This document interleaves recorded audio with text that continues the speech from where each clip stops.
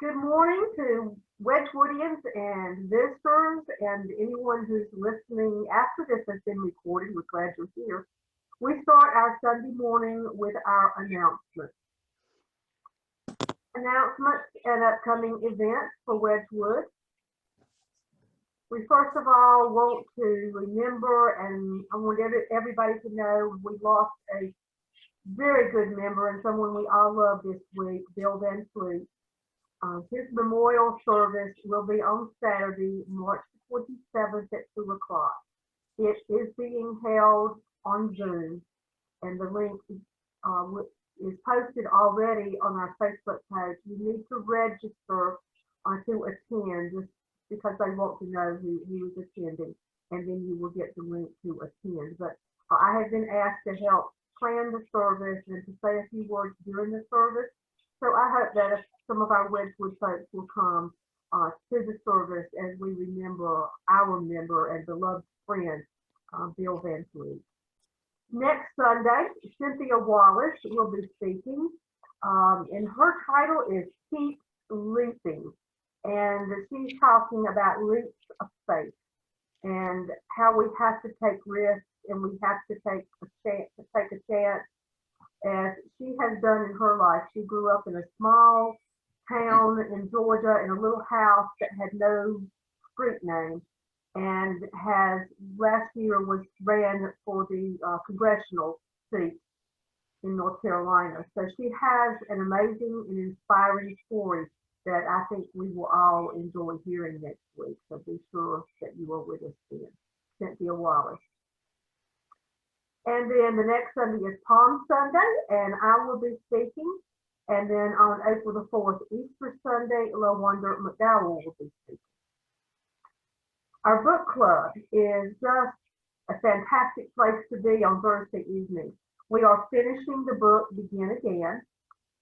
This will be our last session on Begin Again. And then April the 1st, we're taking a little break and we're doing two essays. One is Letters from a Birmingham Jail, and the other is Letters to a White Liberal, which is a response to Letters from a Birmingham Jail by Thomas Merton. Thomas Merton is a monk, a writer, a theologian, a mystic, a poet, and a social activist.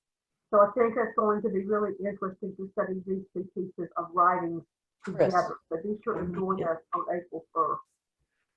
And then on Thursday, April the 15th, we have a real treat for our book club. Patrice Gaines wrote Laughing in the Dark, From Colored Girl to Woman of Color, A Journey from Prison to Power. And we are going to study her book, and she will be with us and read our book club as she talks us through her own personal writing. She was a newspaper reporter for 23 years, 16 of those years being with the Washington Post, and has earned numerous awards as a writer and a reporter. So this is a rare opportunity to study a book with the author of the book. So we hope that you'll plan to attend. I can send you the information on ordering this book, and if you decide to come when we are doing the Letters from a Birmingham Jail and the response, contact me and I can send you those essays. You do not have to purchase them. And thank you to everyone who participated in the March 11th Green Faith Day of Action. It was an extraordinary day. We had some great pictures. Dorothy, I think, won the prize for the most beautiful picture. They're posted on our Facebook page. That was a wonderful day for us to unite with a group that we partner with in care of the environment, because we are partners with Green Faith. Thank you to those who participated.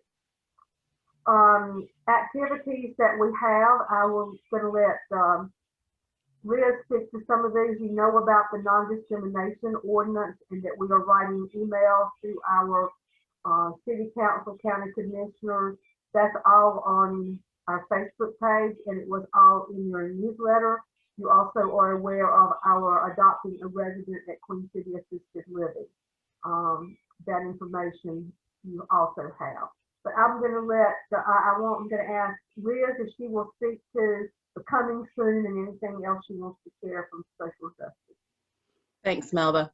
Yes, so as many of you know, prior to COVID, we used to have a peanut butter and jelly ministry every other week where members would stay after church and make sandwiches to be passed out in Uptown to folks who needed food.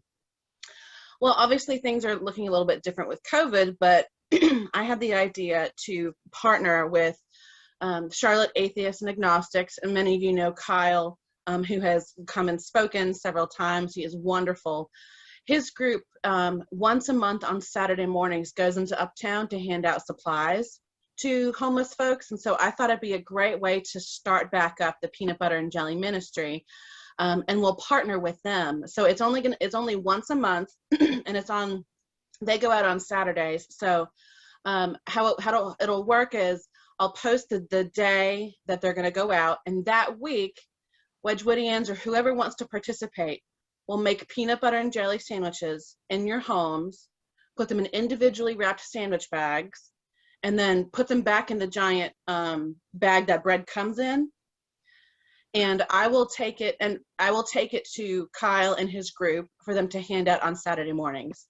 Or if you want to go and participate with them and hand out peanut butter and jelly sandwiches on Saturday mornings, you're also welcome to do that too. But I just thought it'd be a great way for us to bring back a ministry that we used to have prior to COVID, as well as partner with an amazing group who supports the work that Wedgwood does in the community. So if anybody has any questions, feel free to ask. Thomas, do you want to add anything to that? Yeah, I'll be happy to pick up any PB&J sandwiches that you may prepare and take them to Liz before the Wednesday before, because I would take it over to the 3520 DeWitt Lane address where the food pantry is on Wednesday. But if you want me to pick them up and take them to Liz, I will. But email me. My email is towhead07@aol.com, and that's TOWHEAD07. Can I ask, where is the location uptown? So it varies. They post on Facebook where they're going to meet. Okay. And then they just go there. So when they post the information, we'll disseminate to Wedgwoodians. Okay, it might be easier for me to just go there. Yeah. Okay. And Thomas, I'll be sure, if it's okay with you, I'll put your email in the newsletter when we make the announcement. Is that okay with you? That's fine. Okay. Another thing about the Social Justice Committee is that after Kendra's talk last Sunday, we decided to put support of the LGBTQ community in the charter.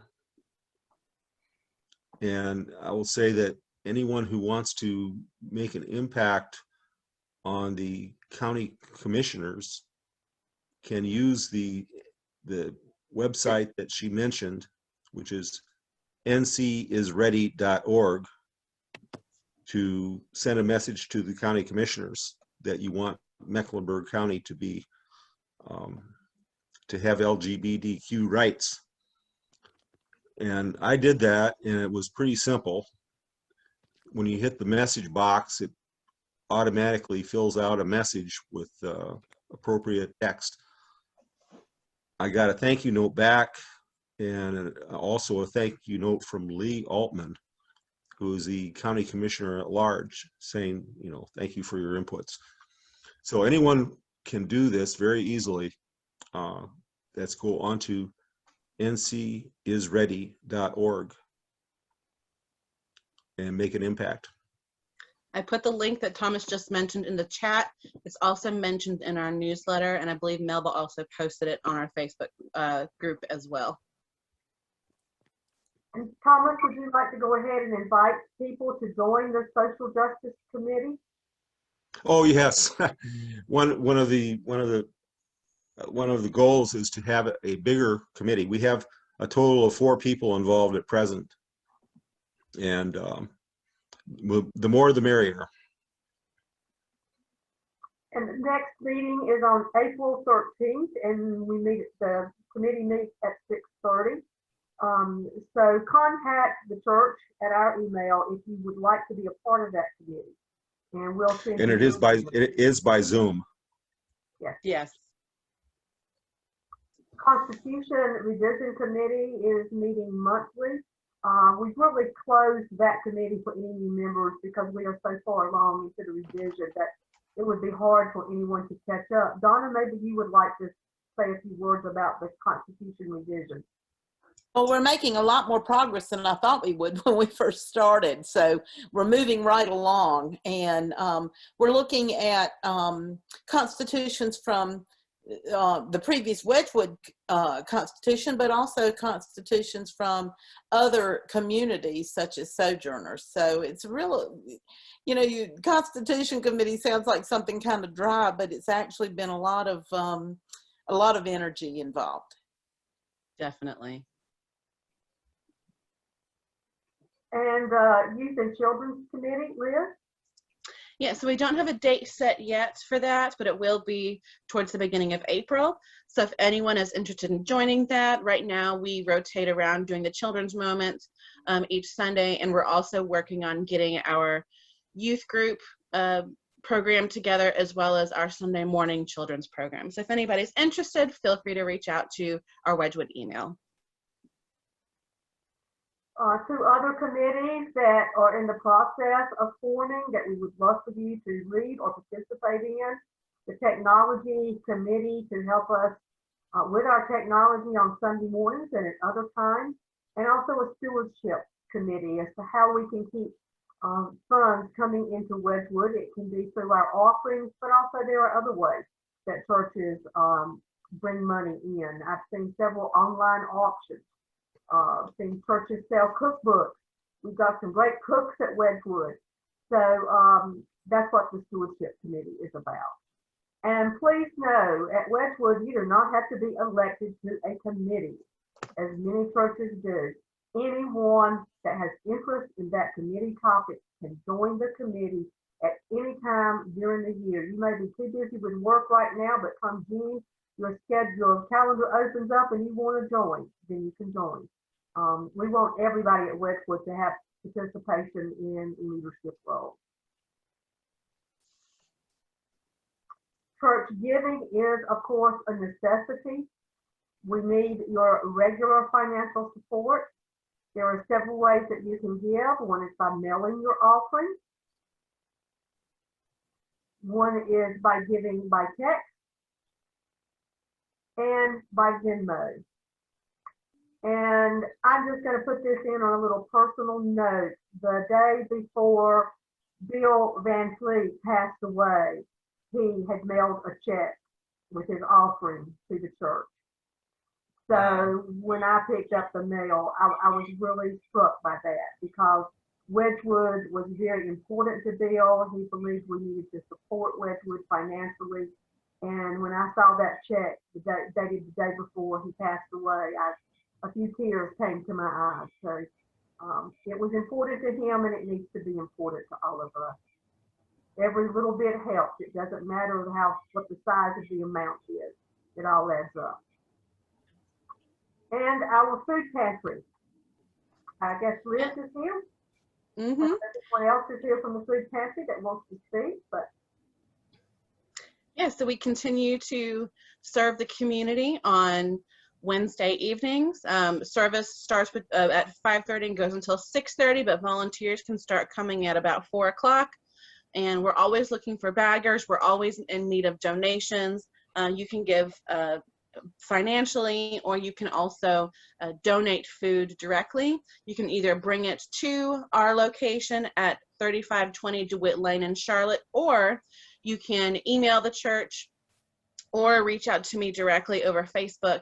And I'm more than happy to do a social distance pickup. I actually did several last week where folks, we coordinated a time, folks put their donations on their porches, and I picked it up from their porch. So it was a no contact pickup, and folks were able to donate to the food pantry that way. So there's a number of different ways to get involved, and we hope everybody does. And I live in the Cotswold neighborhood, and I have a constant big blue box in the front of my house outside. You're always welcome to come by. I'll give you the address. Just let me know, and you can drop it off here if this side of town is more convenient to you, and I will take it to the food pantry. So lots of options there. And there's some of the needs. Are there any others not listed, Liz? We're always in need of spaghetti and sauce. I don't think that's listed. We definitely need that as well. These are the different ways you can contact the church or get information about Wedgwood. Instagram, Facebook, our beautiful new webpage, email us or call. Any other announcements this morning? I do actually. So as many of you know, I actually edit the services and upload them onto YouTube and then social media. I will not be in town next weekend, so there will be a 1-day delay. For those who want to watch the recording, it will not be posted next Sunday. It'll be posted next Monday. So I really appreciate everyone's flexibility and patience. We appreciate you, Liz. You do a whole lot of the technical stuff. Thank you. I really enjoy it. Yeah, I have to get with you too, because I'm just awful at this stuff. I know I can learn. It's just that when I'm by myself, oh, awful. Mm-hmm. We will begin our service this morning with a quote from Henry Wadsworth Longfellow. It comes from Westminster Bridge. Earth has not anything to show more fair. Dull would be he of soul who could pass this by. A sight so touching in its majesty. The city now doth like a garment wear the beauty of the morning.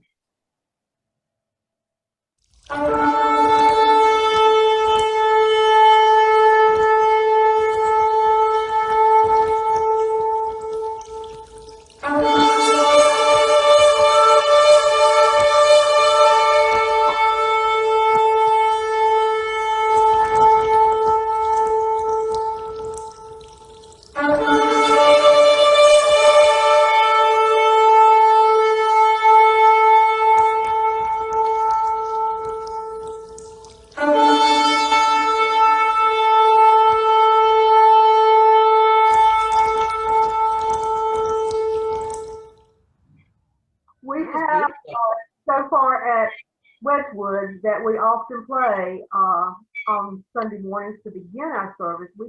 None of us sound quite like that, but I know we miss those times to work together and we begin our service with the different instruments. And so I thought we would enjoy that this morning. And now we will go to our extravagant welcome. We are all welcome here. Welcome to a church that works for peace, justice, equality, and care of Mother Earth. An extravagant welcome to you because of your gender identification, sexual orientation, ethnicity, economic situation, physical and mental challenges, doubting or believing, being depressed or full of joy. We are a community of curious and creative spiritual seekers, striving to learn and embody the way of Jesus and other spiritual leaders. Like Jesus, we focus on the plundered and the marginalized, excuse me, as we try to address the major issues of our day. One of the ways we seek to heal the world and ourselves is through sharing parts of our personal story. We are all welcome here. Together, we We are all welcome Welcome here. here. We're getting better at that final Yeah, word, we though. are. Remember when we first did it, it was like, rrr, rrr. And now Liz will bring us our children's moment. Thank Oh. you. Yes, if anyone has any little ones Let's see if I can do around, little kids, big kids, I have a message for springtime because it's starting to feel like spring finally. I found Spider-Man. Hi, Spider-Man. Say hi. Hi. We're gonna do a children's moment, so it's for the kids. All right. Good morning, everyone. How was everyone's week? Good morning. Good morning. Did everyone enjoy the warm sunshine? Yes. Yeah. Yeah. Yeah, me too. Gavin was busy yesterday at the park and everything. You're busy, huh? Ooh, Yeah. yeah, I got to spend some time this week relaxing in my hammock, Oh, and it got me thinking about something that is right around the corner. Can spring. anyone guess what it is? What's right around the corner? Springtime. Gavin, what happens when all the flowers bloom? What time of year is it? Spring. Spring, it's springtime. That's right. And springtime is one of my favorite seasons. Yeah, it is. And spring has reminded me this year just how important renewal is and how like a sense of rebirth is really possible. You know, the flowers bloom, we're coming out of the cold, yucky weather. This last year has been really hard for everybody, but I just can't help but feel a renewed sense of hope right now. We have vaccines that are becoming available for everyone to fight COVID, and the flowers are just waiting to show us all of their colorful blooms. Gavin, what is something that you look forward to about springtime? What do you like about spring? Hot day. Hot days? Yeah. And he can ride your bike. Yeah. Ooh, do you ride it really fast? Yeah. Yeah, I bet you do. So for all the big kids, what does springtime mean to you too? Just as you said, Liz, my birthday's in March, and that's spring, and that's usually around. Well, sometimes people do around their birthday do a reflection. It's, you know, you come full circle, another 365 days, and you reflect, and it is like a renew, and it does feel like it's everything's beginning again because the trees have no leaves and they look a little sad, and then all of a sudden the buds stop popping out, and the birds start singing more, and it's a beautiful feeling. I love it. I want to go outside more. It does feel like a renewal of the spirit, renewal of, Yeah. you know, the earth. It is a new beginning, so to speak, you know, something to reflect, to renew. Definitely. Yes. It's a symbolic. Spring growing up with my mother, we called it the Jean Spring Clean. And it was top to bottom, Yeah. all rugs outside, Yes. all windows washed Open, yes. and open. And it was work, but she made it fun. I did a little spring cleaning yesterday. Yeah, we do that too. Watch yourself. It means working in the yard and planting, and I love putting my hands in the dirt, and smelling the dirt, and it's just a good feeling to be outside in nature and planting and helping with this rebirth as much as we can. Definitely. So as we move into springtime, I'd like for you to think about the following questions. What renewal awaits my spirits? What was in the doldrums that might reemerge? What sadness or gloom might lift and get better? What energy within me might return so that new growth can begin? Yes. And if this is not that season for you, if the struggles remain ever present, is there still something that this season can offer? A sense of renewal in some way. Thank you. Amen. Thank you. Thank you. Thank you. Thank you, Gavin. Okay, go this way. He's so And cute. now we have a few moments for prayer concerns, celebrations, anything that you would like to share with our community. I certainly want us to include our thoughts with Bill Van Fleet and his friends, his group Humanianity are all just devastated today, and the philosophy group and some of his family, not a lot of family there, but and we are just, I'm heartbroken at his loss. So let's be sure and remember all involved there who loved Bill so much. Any others? Mimi continues to need prayers. Yes.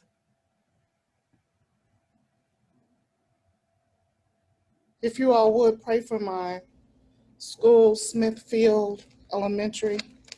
We have quite a bit of teachers and their families who are experiencing loss and experiencing family members in the hospital and sickness. So if you would please pray for my school.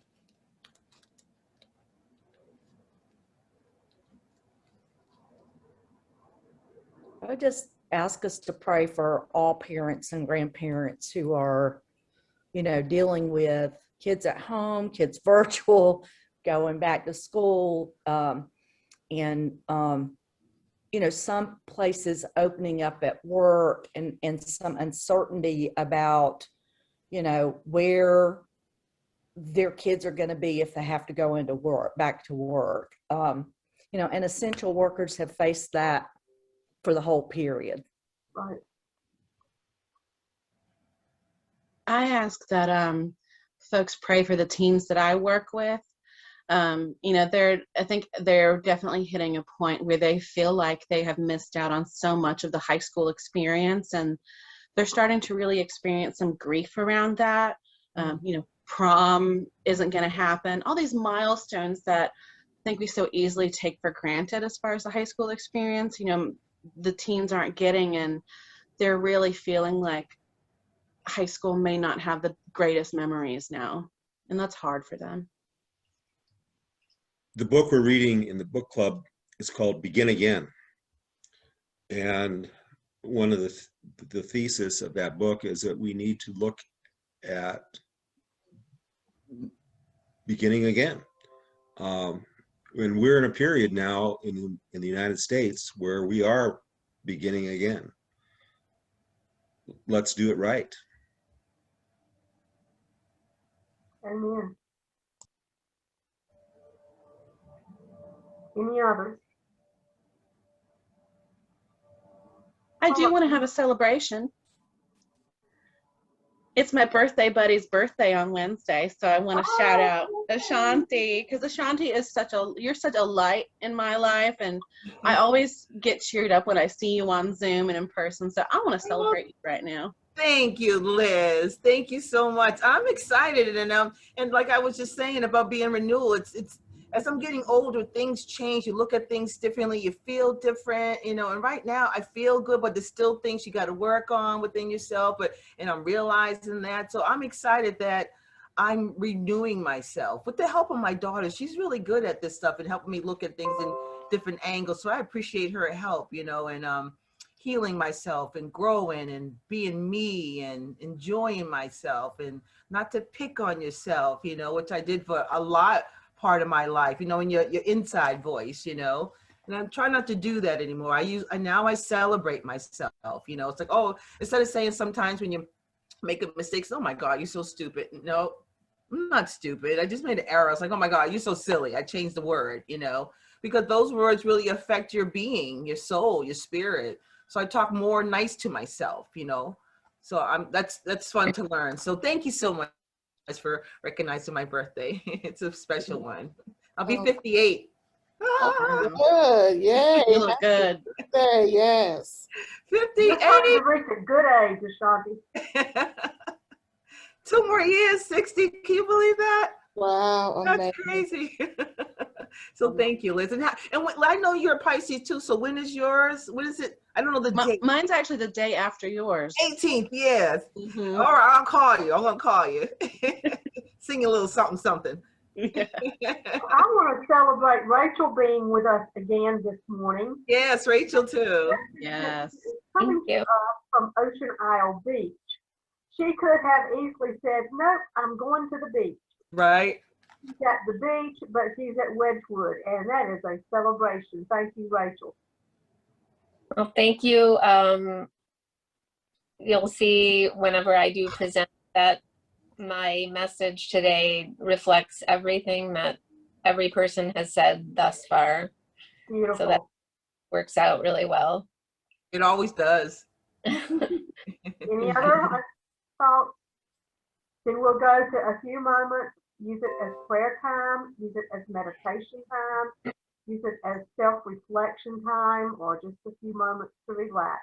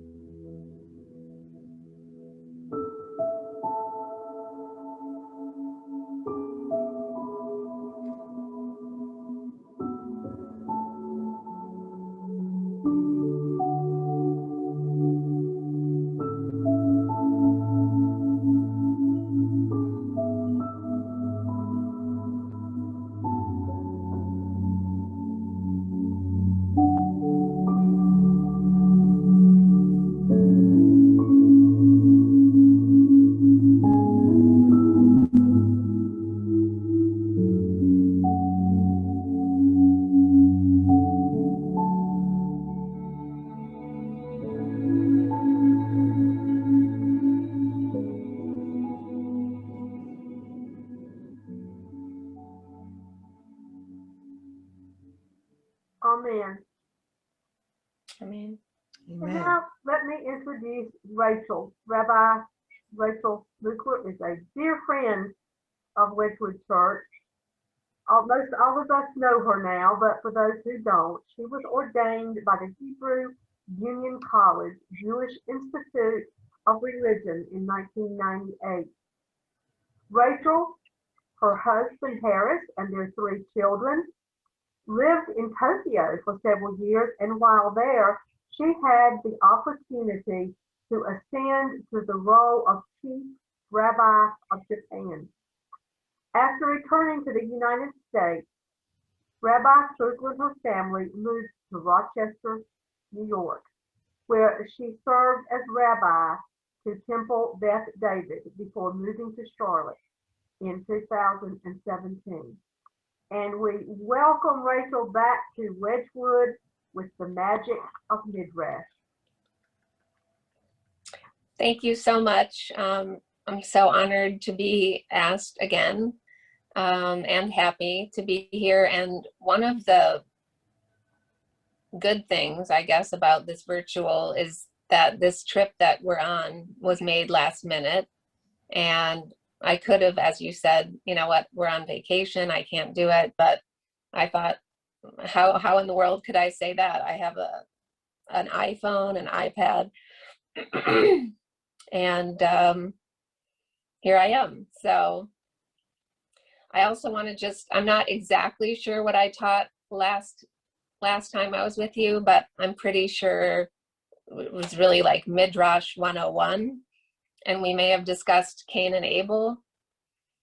And so let me just talk to you for a second before I go into my created presentation. So the word Midrash comes from the Hebrew verb lidrosh, which means to inquire.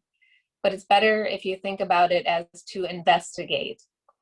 And whenever I say the rabbis, I'm talking about like the rabbis of ancient times who dove into all the texts, and it was their life's work to try and investigate all the stories from every angle. And it's really just a fascinating way to look at all of the Jewish texts, and it's our tradition to do that. So I'll begin. And if you have any questions, maybe I just speak up and I can always go off script. And that's very rabbinic to go have an aside. So I've always loved the way in which the rabbis can take a story and turn it on its head. The way in which they can take a story in the Torah and make it seem as though the exact opposite occurred, yet still leaving the story, its characters, and all the events in the same place. Like the time they try to justify Jacob's position as eldest. Y'all familiar with Jacob and Esau? So twins. And this story is the one that really got me going. So Jacob was the one who stole Esau's birthright. And the rabbis wanted to see if they could turn the story on its head and make it seem like Jacob was actually the eldest and that he didn't cheat anyone out of their birthright. So this is how the rabbis did it. Imagine where you are if you had a cup and you have two balls on the side. One is labeled A on it and one has B. So imagine you put ball A in the cup first and ball B after that would be on top of it. Now imagine when you tip the cup upside down, which ball comes out first? A question to you, which ball comes out first, the way that you put it in? B. B. Okay, but which one went in first? A. Okay, so that's how the rabbis turn that story upside down, making Jacob the A ball, the oldest. So that's the rabbi's magic trick before our eyes. And we can now see Jacob in a completely different light. Perhaps he was the eldest. Maybe it wasn't that wrong of Jacob to trick Esau out of his birthright. After all, it was his in the first place, if we follow that story. And I have twins, so I can imagine, you know, one of them maybe being conceived first. And, you know, just the way that they ended up, one coming out first. Who knows how it works? So when I first started studying Midrashim and commentaries, I was really taken in by their magic, by the way in which the rabbis could look at something in front of them and approach it from many different angles, showing us dimensions in the text that we may have never even considered. Although this Midrash is really quite simple, it whet my appetite for deeper, more intense commentaries and interpretations. I was reminded of this Midrash about Jacob's birth when I began studying this week's Torah portion by Yakel Pikudei. I came across an interpretation of a famous rabbi, Nefesh HaChaim of Volozhin, which at that time was in Russia, now in Belarus. He lived in the last half of the 18th century to the early 19th century. He was an Orthodox rabbi, Talmudist, and ethicist, popularly known as Reb Chaim Volozhner, or Reb Chaim. At age 25, he was attracted by the fame of the Vilna Gaon, and he became one of his most prominent disciples. He later established the Volozhin Yeshiva in 1803. Just as a yeshiva is a center of study for Jewish texts. It was with the view of applying the message and the methods of the Vilna Gaon that he founded this yeshiva. The yeshiva became the mother of all Lithuanian-style yeshivas. He began with 10 pupils, young residents of Volozhin, who Chaim maintained at his own expense. It is related that his wife sold her jewelry to contribute to their maintenance. The Nefesh HaChaim asks, why in this week's Torah portion does God single out Bitzalel and endow him with the Spirit of God? Do y'all know who Bitzalel is? No. He designed the tabernacle in the wilderness. He was like the artist who is responsible for the design The Torah tells us that Bitzalel was one of the people who earned a level of Holy Spirit and a special degree of understanding and wisdom from God. And the Rosh comments that even before God granted Bitzalel this knowledge, he was already someone of great wisdom. The Rosh, who lived in the late 13th century and early 14th century, then comments that we learn from this verse that God only gives wisdom to those who already have it. So that's the Midrash there. And the Gemara, another text and commentary, offers a parable for this. Reb Zira, or Rabbi Hanina Bar Papa, once said, "Come and see how different the characteristics of God are from the characteristics of humans. The characteristic of humans is such that an empty vessel could hold things you pour into it, whereas a full container cannot hold anything more. However, regarding matters involving God, it's exactly the opposite. A full vessel can hold even more, whereas an empty vessel cannot hold anything." I mean, I certainly would have never come up with something like that, but when you think of it, it makes a lot of sense. The fact that only if you are full of study and knowledge and wisdom can you then receive even more, reach even greater heights, attain a deeper understanding. But this week, I thought of these parables connecting me in ways I wasn't prepared for. I realized that study and filling ourselves full of knowledge and commentaries and Bible can give us the tools for something equally as important as the Spirit of God. It can help us heal. What do I mean by that? The rabbis, in all of their attempts to uncover the meaning of Torah, have taught us something incredible.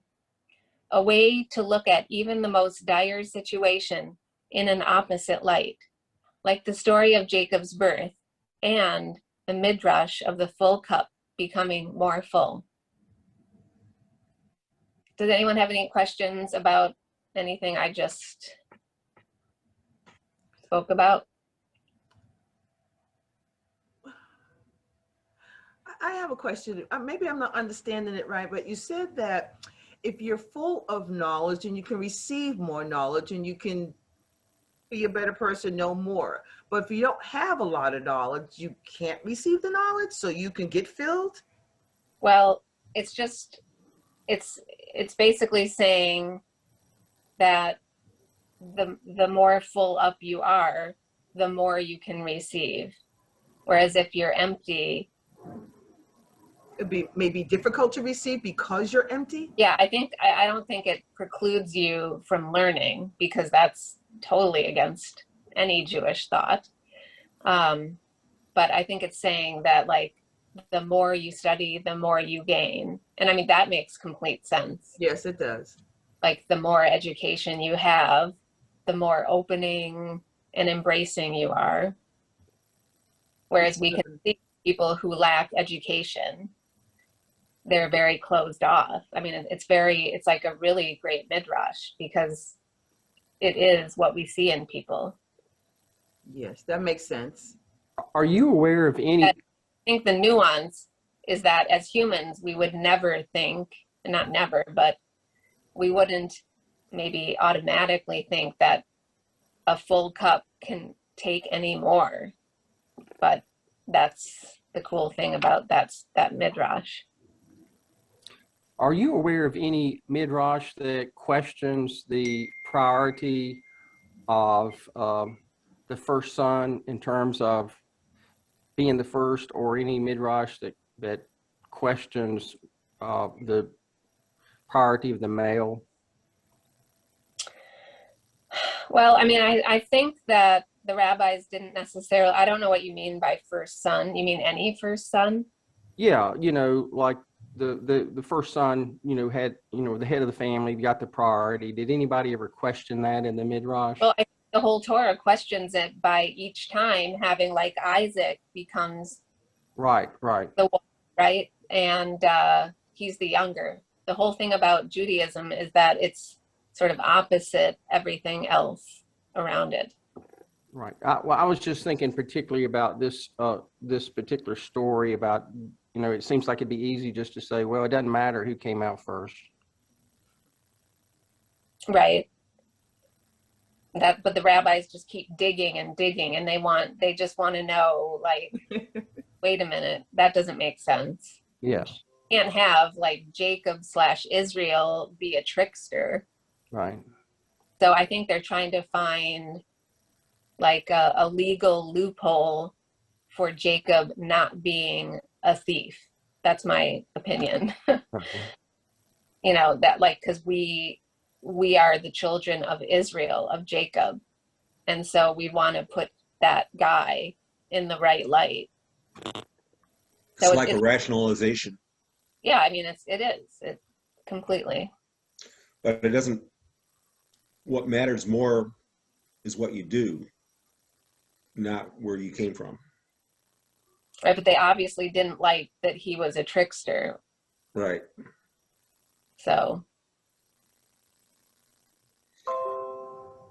I mean, I don't know. I think it's really interesting. And there's another way, like these stories, the rabbis, there's a part in the Torah where it has the blessings and the curses. And it's a really awful Torah portion. The curses are horrible.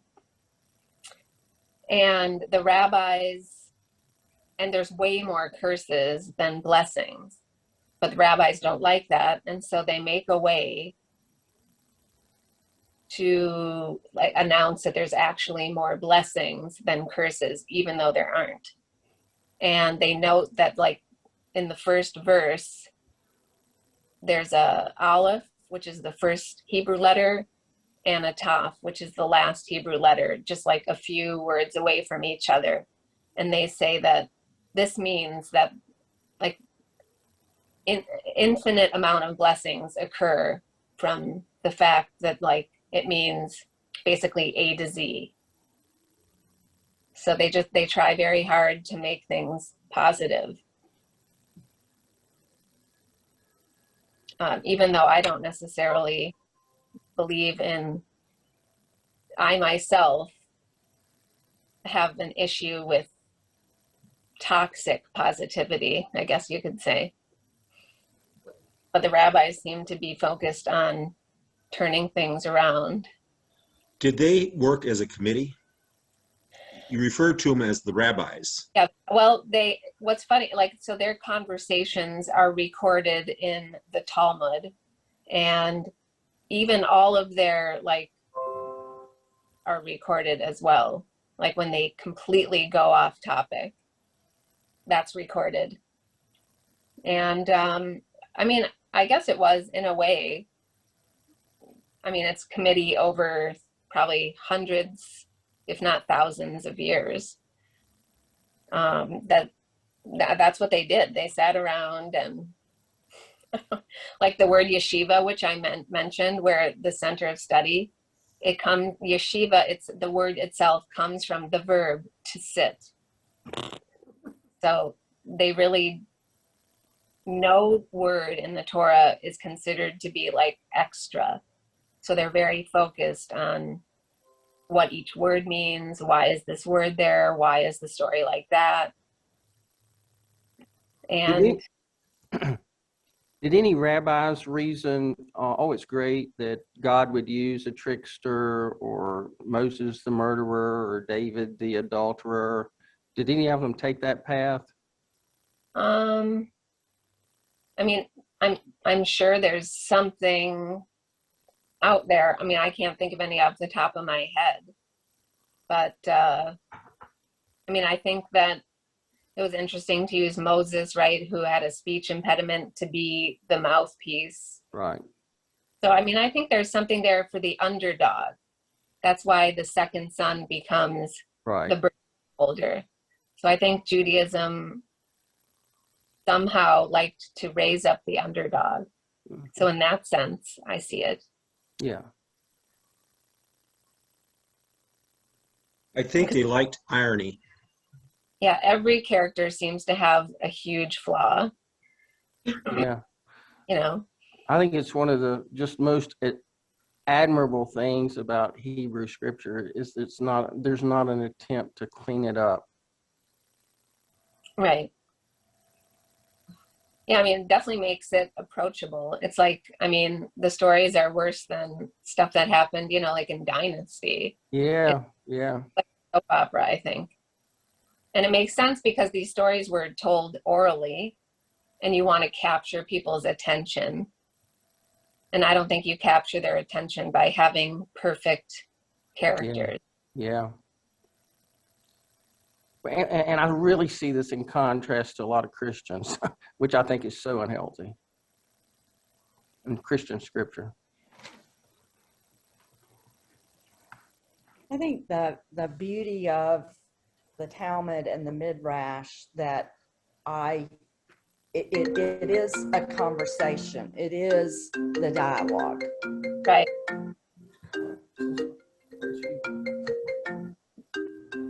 Yeah, I mean, Let me I get think that off.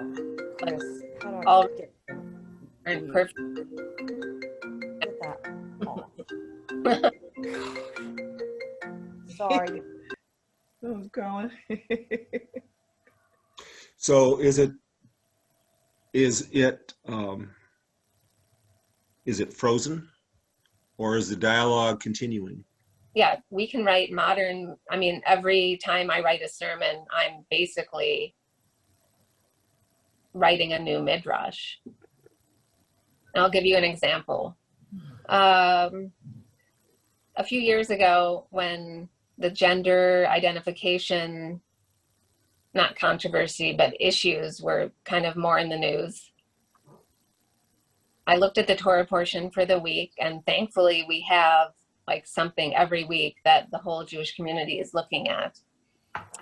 And so not only do we look at, as rabbis, do we look at the words and the characters, but my midrash on that one Sabbath was that I saw the verse about a woman or a man should not wear woman's clothing.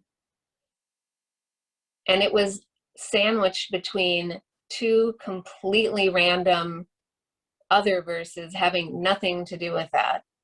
But those two verses were about being a compassionate person. So my midrash to the community was, yes, the Torah says a man should not wear, women's clothing, but look at where it is in the Torah. Look at it's between these two verses where you should practice being the most compassionate person you can. And so that's a modern midrash saying that, is it there just by chance, or like, why is it there? It was literally like in between a way that you should take eggs from a bird's nest when the mother bird has flown so as not to upset her. And another one, I can't remember what the other one was. I can send it to Melba after. But I mean, that to me is a midrash, just where it is in the text. So I thought that was pretty intense. Has anyone read any interesting midrashim since last time, besides someone who said they read one about Sarah? No. Yeah, this is Donna. I had read one about, it was the story of Abraham and Isaac, and Sarah was put into the story, and she dies of grief. And it was such a real story. And from a woman's perspective, it was very moving. I'm curious about what you said about toxic positivity. What can you think of an example of? Yeah. So I think I told the group last time, I had a massive stroke 3 years ago, and I'm still quite paralyzed on my left side. And like, if I want to be positive, which I am, that's up to me. Like, people tell me things which I get very offended at. Like, I bet you wouldn't have met the people that you met along this journey. True. And I'm just like, you know what? I would rather not have a stroke at the young age that I had it. Yeah. That just, it like made me so angry. Like Yeah. for people to tell me to be grateful for something. I mean, I just get really upset about it. Yeah, great example. Yeah. I mean, I just feel like I just feel like it's just toxic if people kind of blow sunshine in a place where, I mean, honestly, I have positivity, but that I just feel like it's up to me. Yeah. That's for me to do. Yeah. I mean, complete strangers will come up to me, you know, say stuff that I should be this, that, and the other thing. I don't know. I just feel like it's easy to do silver linings. I don't think that's very high level stuff. I don't know. Maybe it sounds wrong when I say it. Well, silver lining You know, is and going back, silver lining is almost like an insult Yeah, I just can't. that you they don't. Pain is real. Yeah, it's just not right that people do that. and going back to bragging on the Hebrew scriptures, I mean, thank God for the complaint Psalms and Ecclesiastes and Lamentations and so many other. I mean, it is incredible that those books are scripture. Yeah. It's amazing. Yeah, and there definitely was a committee that, you know, allowed what books into the canon. Yeah, So, yeah, because the Song of Songs, that was a tough sell. yeah. One of my favorite books. The way that the rabbis okayed that one is they said it was not about a man, you know, like a man and a woman unmarried, but they said it was like a allegory of the love of God and Israel. But everyone really knew that it was just what it. So that's the only way it got through. Was that they made a midrash up about the whole book. Yeah.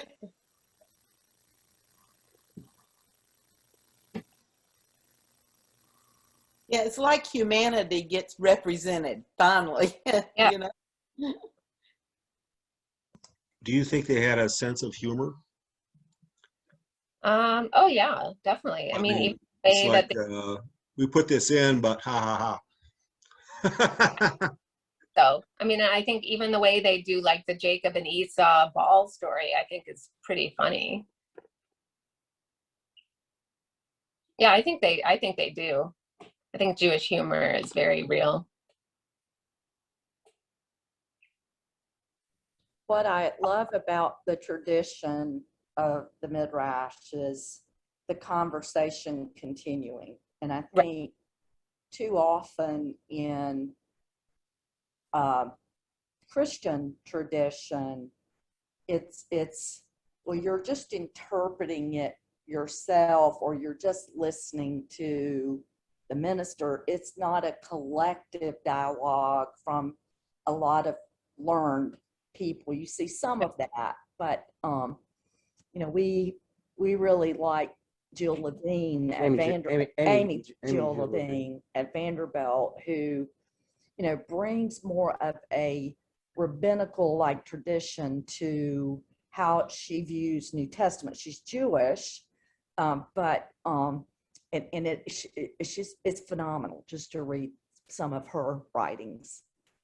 Yeah, I would love to, like, if there's a next time for me and you guys, I would love to see how we could approach maybe your text with like a rabbinic mindset. That would be wonderful. And ask the question that the rabbis would ask. Like, you know, maybe we could put our thinking caps on that way. I know Will Campbell used to autograph his books to Donna of the story. You know, the story didn't end, you know, it just keeps going. And that, I think, is the beauty of the Midrash. Right. Where I think it, you know, in Christianity, it's like somebody shut the door. Well, I mean, not in your congregation. Right, but in so many.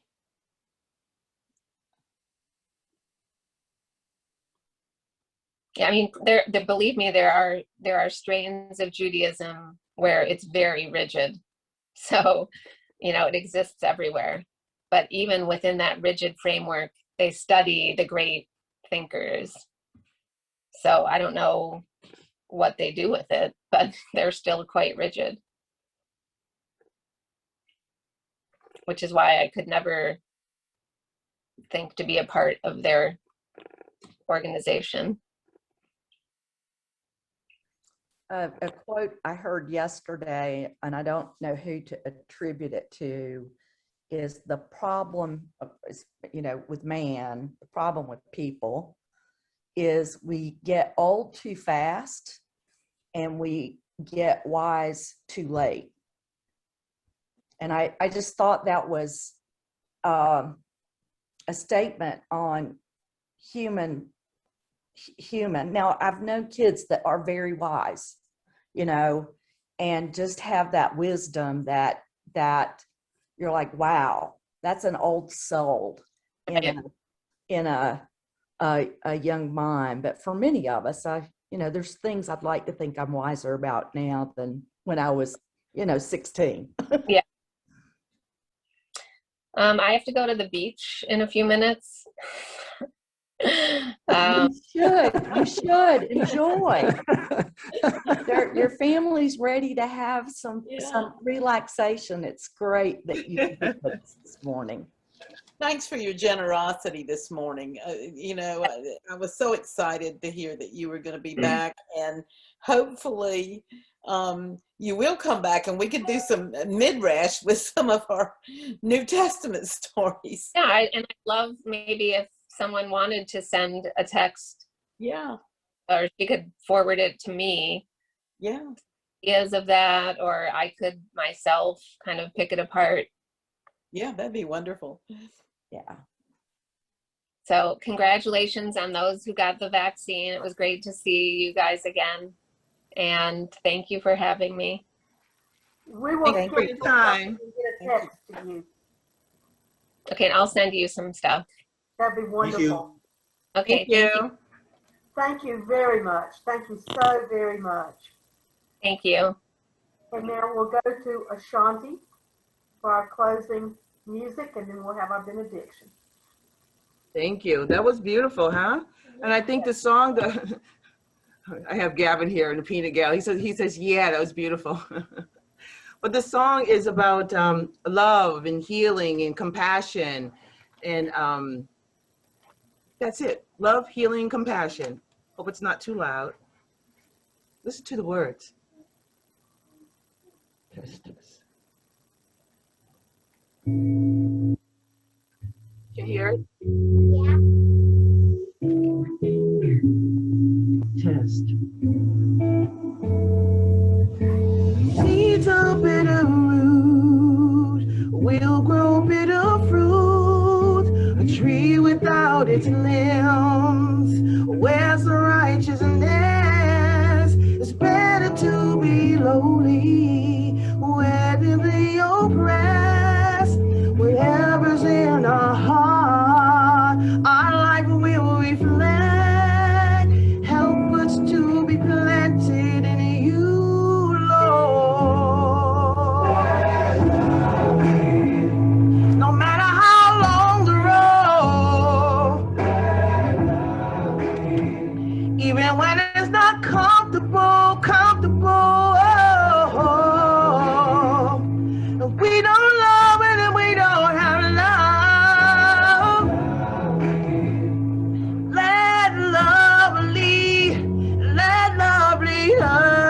us, yeah. Oh, let love lead us, yeah. Oh, let love lead us.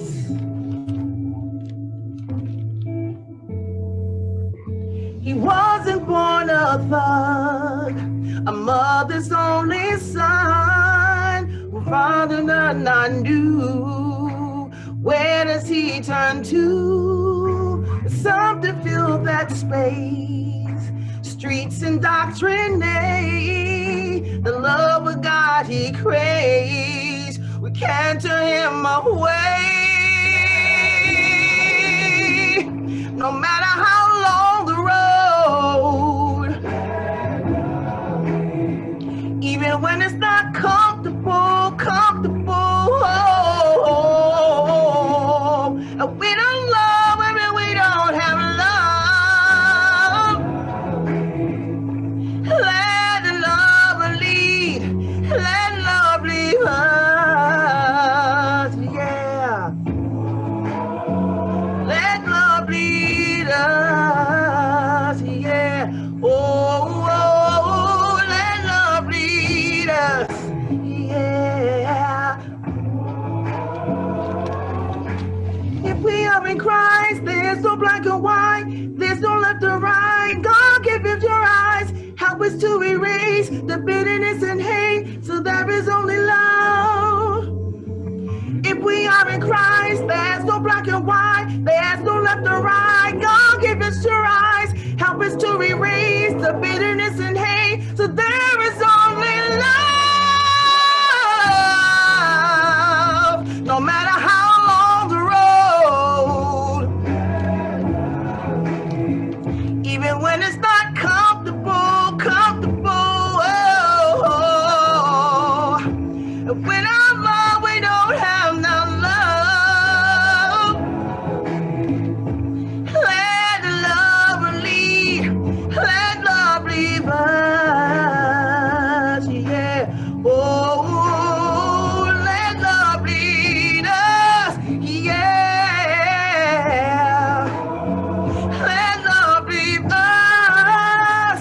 Oh, let love lead us.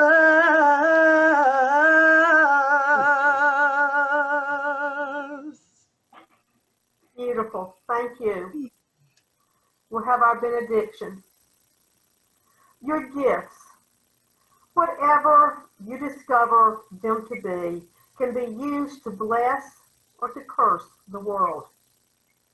The mind's power, the strength of the hands, the reaches of the heart, the gift of speaking, listening, imagining, seeing, waiting. Any of these can serve to feed the hungry, bind up wounds, welcome the stranger, and do the work of justice or offer love. You must answer this question. What will you do with your gifts? Go in peace. Yeah.